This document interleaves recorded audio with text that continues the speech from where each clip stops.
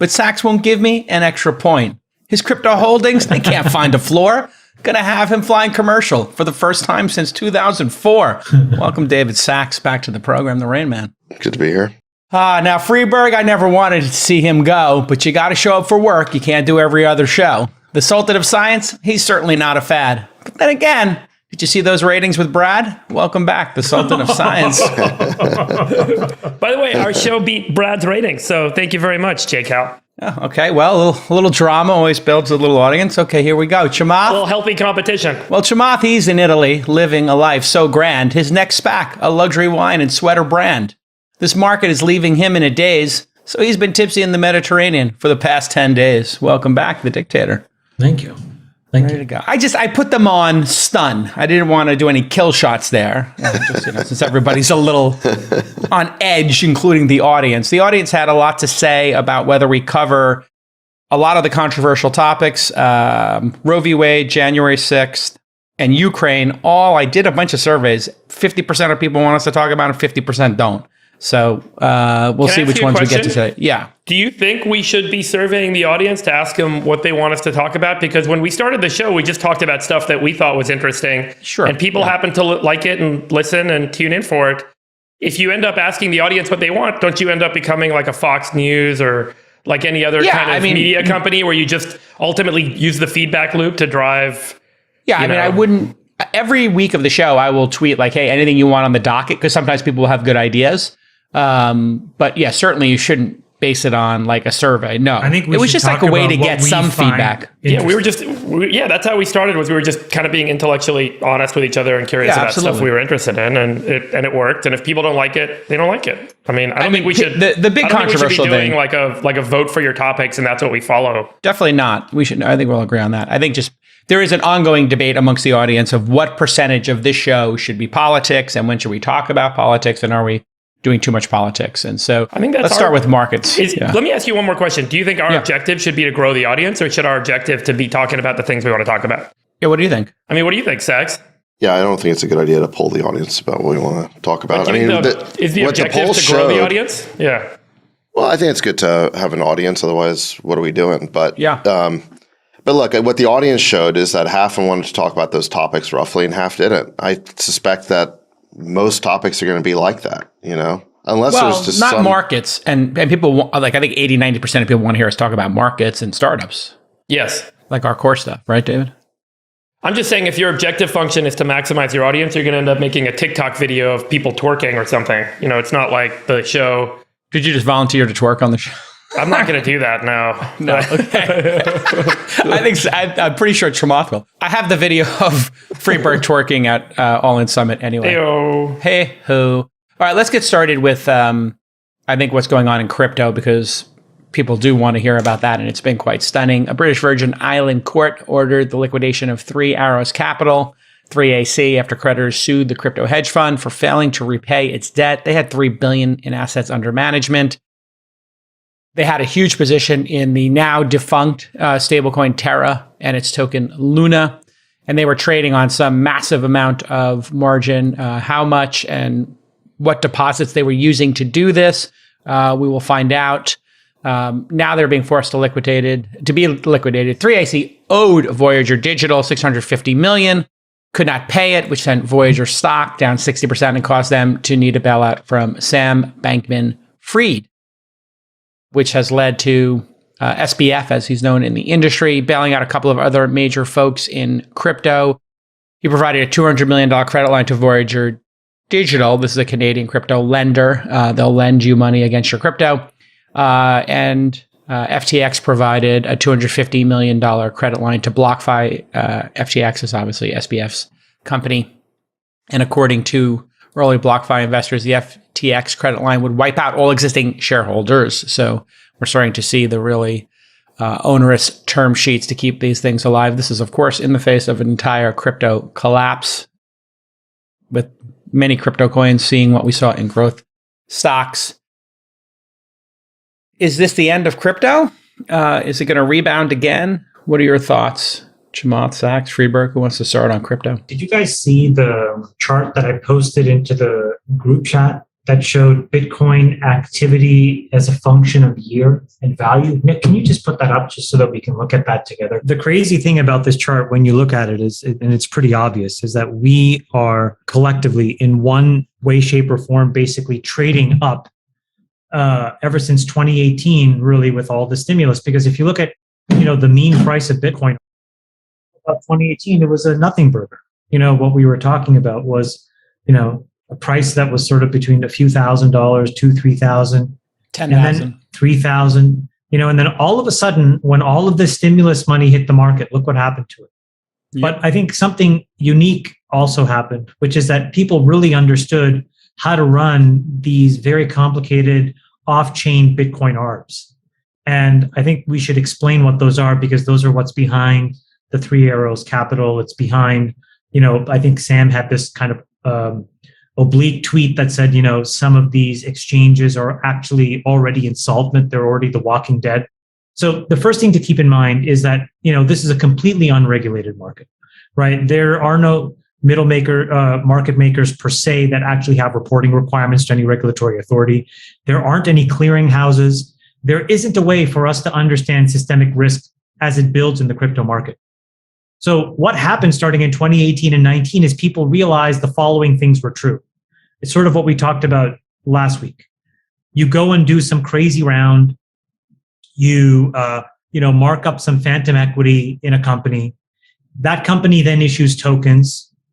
You then list the tokens, not on, a blockchain per se, obviously, but in a place where trades can happen off chain, right? And there's a bunch of exchanges where these things happen off chain because it's one, company, and then they have a bunch of segregated sub-accounts. And what happens is when these things initially get listed, retail goes crazy, the price goes up, folks basically dump on retail.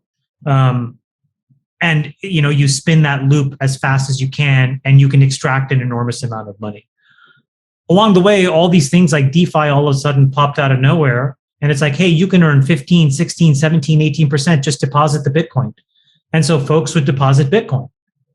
But then what would happen is like the places where those deposits were held would then need to obviously find places to make that 11, 12, or 13%. And so then they would go off chain to some other random person who was offering to pay them even more than that. And they would try to arb the difference. But it all catches up with you because when something like a Terra goes to zero, all the Bitcoin that was used to basically, run that DeFi process around Terra vanishes. And then all of a sudden you, the lender, are like, hey, can I have my Bitcoin back? And the broker's like, well, actually, I don't have it. I lent it to somebody else. Let me ask that someone else. And they're like, I'm sorry, I don't have it, but I have these Terra coins, because I was running some ARB and now it went to zero. And that's essentially what we're seeing right now. So we have two big problems. And then I think we have a third that's kind of funny. The first big problem is like, obviously in the absence of any regulatory oversight, this stuff is going to happen. Systemic risks are going to build up. That's what we're facing right now, is an enormous amount of systemic risk, largely around Bitcoin. A bunch of this money, I think, has been essentially just vaporized. And so all these people that try to find their deposits, especially in custodial accounts in off-chain brokers, may be SOL at some point.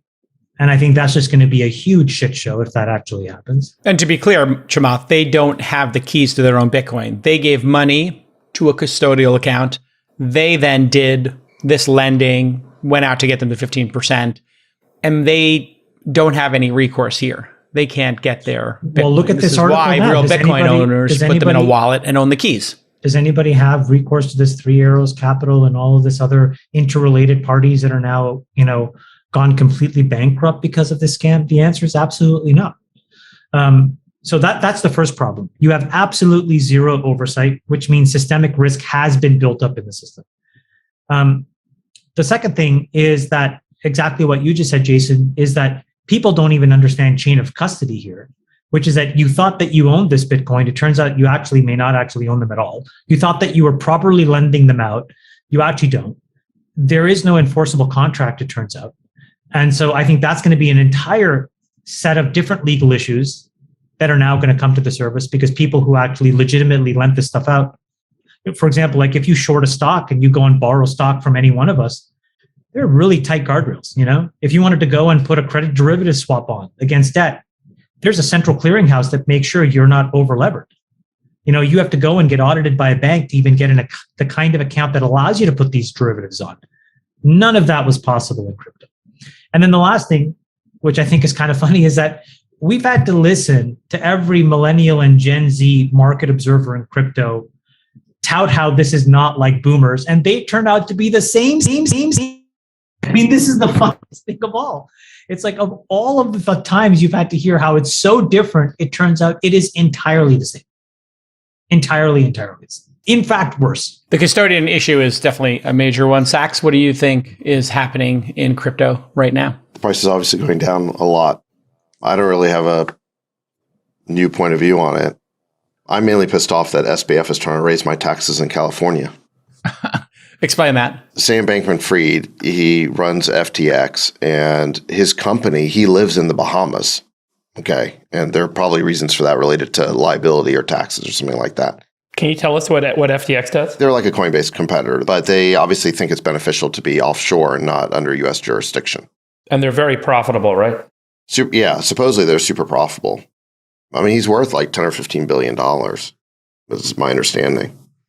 So he's been very successful at this. I don't know why they're in the Bahamas. I think either they're in there for securities regulation reasons or for tax reasons, but it's one of those two. In any event, he doesn't live in California, and yet he is sponsoring a ballot initiative here that would add a 0.75% tax on incomes over $5 million to finance a pandemic prevention institute of his design. He's doing this with Dustin Moskovitz, another billionaire, doesn't know what to do with his money. You may remember that Dustin was the guy funding Chase Boudin. In any event, this pandemic prevention institute would be governed by an unaccountable board, as opposed to something like the University of California. This is like them using the ballot initiative system to fund their pet philanthropic projects. I mean, there's really no need for this. I mean, first of all, sounds like something that should be done federally. Yeah, exactly. First of all, it's looking in the rearview mirror in terms of like a budgetary priority. But even if you believe this was a priority, I don't know why it'd be the responsibility of California taxpayers exclusively. And even if it was, you'd want to do it under, say, the UC system, some sort of accountable board, as opposed to having it report to, Sam and Dustin. So it makes no sense. And this is really going to hurt the California tax base, because if you start raising taxes on, California millionaires, more of them are going to leave the state, and then that tax revenue leaves the state. And so it actually hurts the general budget. And that's why, California Teachers Association, for example, opposes this, is because they know that this is going to have a negative impact on core services. But what's offensive to me is, so first of all, this is just a stupid idea in like every possible way. But what is a guy who lives in the Bahamas doing funding ballot initiatives in California to raise our taxes, thereby worsening the California fiscal situation, to fund his pet philanthropic projects? If you're worth $10 billion, just fund it on your own, Do it through your family foundation. I don't know why you need to raise the taxes on all of us. Yeah, that's very bizarre. I think. Why is he giving? Well, the simple answer is because I think it helps curry favor with politicians that he needs for other things. That's why you would do it. That's why I would do it. This is currying negative favor because, first of all, every millionaire in California should be up in arms over this. But even, I'd say, I don't think we know his game plan. Yeah, but I'd say even liberal politicians and interest groups in California, like the Teachers Association, don't want this because the money's not going to a cause they support, and it will almost certainly drive down the state's tax base, right? Because people on the margins are going to leave. We already have the highest taxes in the nation. We're at 13.3% for the top end. We have $100 billion surplus for a reason. All these IPOs, all of these venture capitalists, CEOs, and rank and file tech workers are just paying massive amounts of tax here, and they're leaving. Right, but that's highly levered to capital gains, right? And so last year we had a boom market. We now know in hindsight that it was inflated. That was all driven by this liquidity bubble.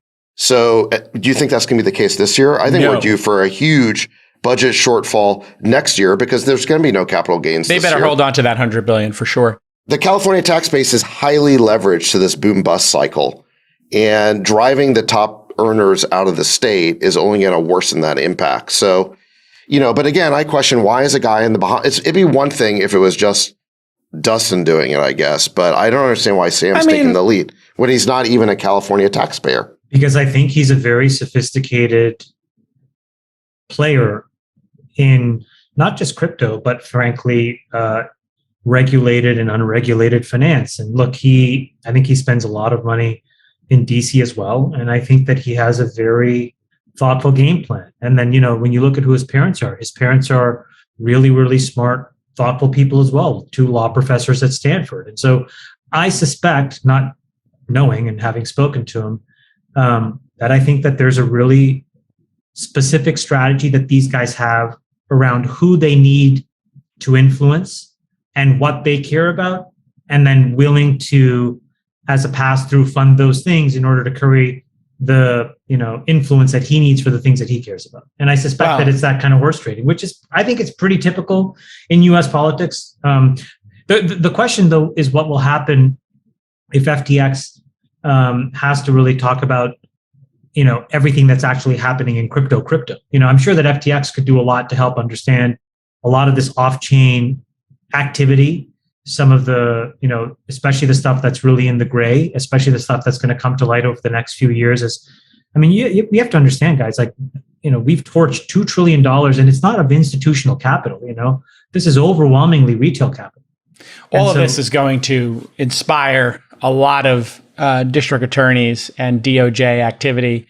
The discovery is going to be bonkers, and it's all going to be regulated to the point in which it kills a lot of the opportunity. I think this is going to become the most regulated space we've ever seen. I mean, if the goal here was to curry favor, then I think Sam must think there's not going to be a red wave in November, because I don't think Republican politicians are going to look very favorably on a guy who's using his money to raise taxes in a state he doesn't even live in. All right. Let's move back to the crypto piece. Let's move back to crypto. Yeah, let's move back to the crypto piece here. That's the bigger thing, not a few $1 million of lobbying. At this point, with this many retail investors, well, actually, let me start with this, Friedberg. Is there a real technology here, and how much of what we just witnessed with this crypto collapse and the crypto boom bust cycle, how much is this based on what you would perceive as real technology that is going to advance the human species forward, and how much of this was hype, if you were to put a percentage on it? Trillions of dollars in assets, created and then wiped out. How much of this was actually real technology? How much of it was a complete, utter waste of fucking time and a grift? I'm no crypto expert, and I've not been an investor in cryptocurrencies. I read the original Bitcoin white paper. Makes sense. Bitcoin itself, to me, makes sense as a potential, initially it was kind of interesting as a potential alternative currency, but the transaction fees were very high. And so it never really seemed to make sense as a replacement for traditional financial networks until those transaction fees dropped below those of the traditional financial networks. And the biggest concern I've always had, which I've mentioned multiple times on this show, is that whenever anyone talks about a quote cryptocurrency, they talk about the price of it in dollars. And if it really is meant to be an alternative to the US dollar, why are you talking about it in the price of US dollars, and it's up and it's down relative to dollars? And that implies ultimately that the intention would be to transact back to US dollars, which implies that the intent is not to be a replacement for the US dollar, which was a lot of the early prognostication of Bitcoin. Was it was going to be a replacement for the US dollar. It's going to be an alternative to traditional monetary systems. But ultimately, if you're just measuring this in dollars and it's up and it's down, everyone's freaking out every day about crypto's up, crypto's down, that means it really is more like a security. Except securities definitionally are supposed to have a secured interest in some underlying set of assets. And there's no underlying asset. It's not actually a security because it doesn't provide you a secured interest in anything. So it is effectively a bet on some systems of computers that are meant to facilitate some set of activities that, ultimately people really only seem to value in US dollars. So I don't know. I mean, where does it all go? It seems like I mentioned at our predictions episode last year that all of these smaller things are going to get blown out. these quote unquote cryptocurrencies, even though many of them don't really act like a currency. And, maybe Bitcoin itself persists. And it seems to me like that's always going to have good staying power as an observer. I'm not a participant. And, anytime someone telling you something's in dollars and it's going up and it's going down and you're betting on whether it's going to go up or go down and your intention is to transact back to dollars, and there's no one. These have been securities the whole time. This is the problem. This is the problem I have with it. This has been, a shadow securities stack that was created in parallel to the existing one with a lot of, oversight. And what did we think would happen if you created a global casino with no rules? Other securities have an underlying interest in something. This has an underlying interest in some line on the blockchain of that particular network.